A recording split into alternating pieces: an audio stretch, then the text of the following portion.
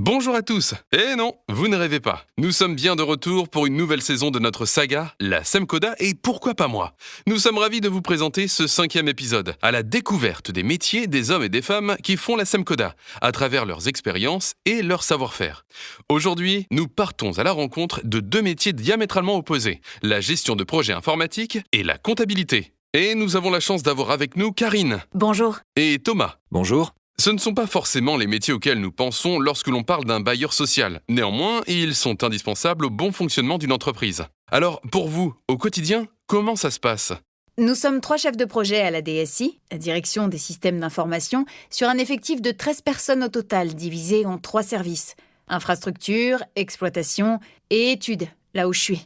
C'est un peu pareil. Nous sommes une équipe d'une vingtaine de personnes, que nous soyons comptables, gestionnaires de copropriété et assistantes. Des petites équipes, donc. Mais comment êtes-vous arrivé là ? Je suis à la Semcoda depuis novembre 2021, en tant que chef de projet informatique au sein du pôle études de la DSI. Après 20 ans dans une autre société en tant que responsable informatique, où je cumulais un peu toutes les fonctions. C'était une entreprise plus modeste et où j'étais la seule dans le service. Mes casquettes étant multiples, il a fallu que je décide quelle voie choisir, un peu comme au sortir de l'école. J'avais un métier très polyvalent, donc j'ai préféré m'orienter vers ce qui me plaisait le plus et j'ai opté pour la gestion de projet. De mon côté, c'est mon premier vrai CDI et je suis ici depuis 6 ans maintenant.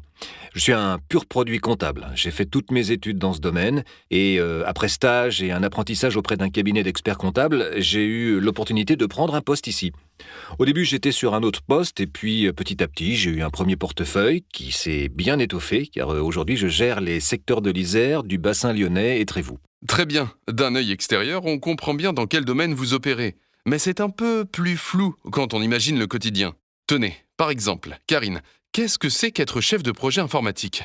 Pour moi, la gestion de projet, c'est accompagner les utilisateurs dans leur quotidien, dans la mise en place de nouveaux outils qui vont les aider à perfectionner, à améliorer leur processus pour un travail plus qualitatif.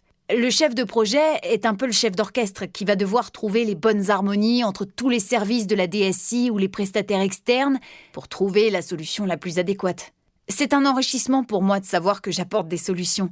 J'essaie de me mettre à la portée de tous les collaborateurs et de comprendre leurs problématiques, car sans compréhension, on ne travaille pas dans le bon sens. Apporter des solutions et être à l'écoute. Ce n'est pas tellement ce qu'on imagine d'un comptable, je me trompe ?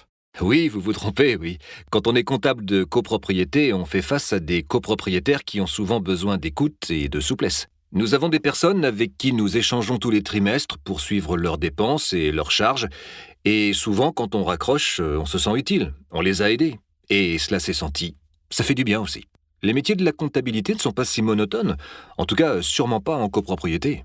Le fait de travailler en copropriété est agréable. Chaque immeuble a ses spécificités et on s'ennuie jamais. Et puis, j'ai la chance de travailler avec une équipe soudée. Et c'est important de se sentir soutenu, nous aussi. Nous aussi, nous avons une équipe très chouette. Nous ne sommes pas les geeks qu'on imagine. On est forcé d'avoir un très grand esprit d'équipe, on a besoin d'être en communication avec tout le monde.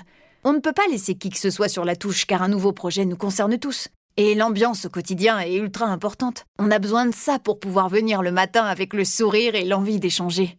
Et vous, et qu'est-ce que vous apportez au quotidien ? Quelles sont les qualités requises pour votre poste ?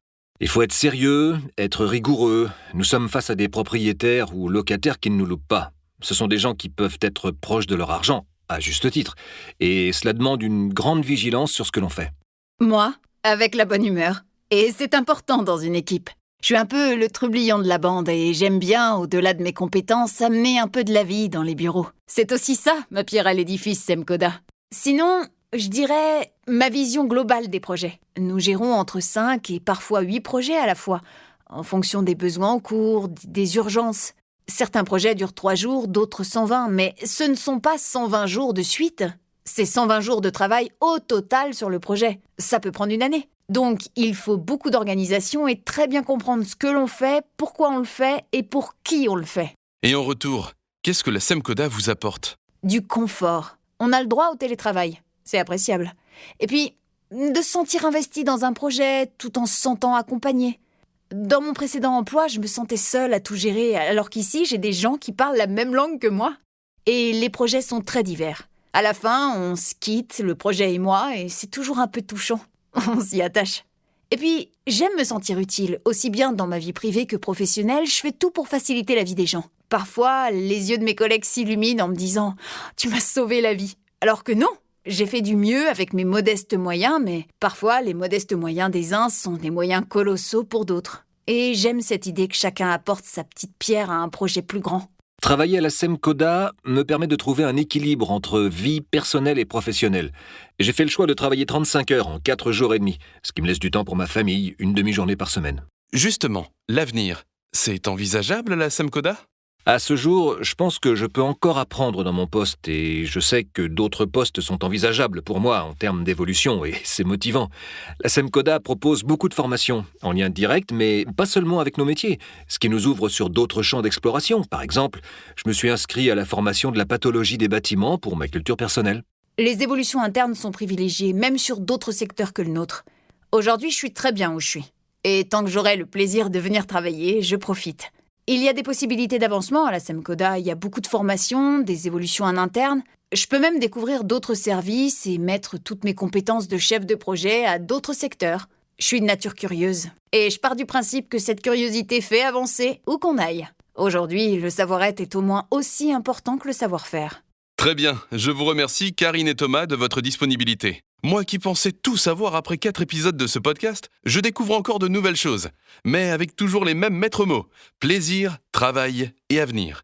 C'en est fini de ce podcast, mais ne vous inquiétez pas, je reviendrai bien assez tôt vers vous avec un nouvel épisode.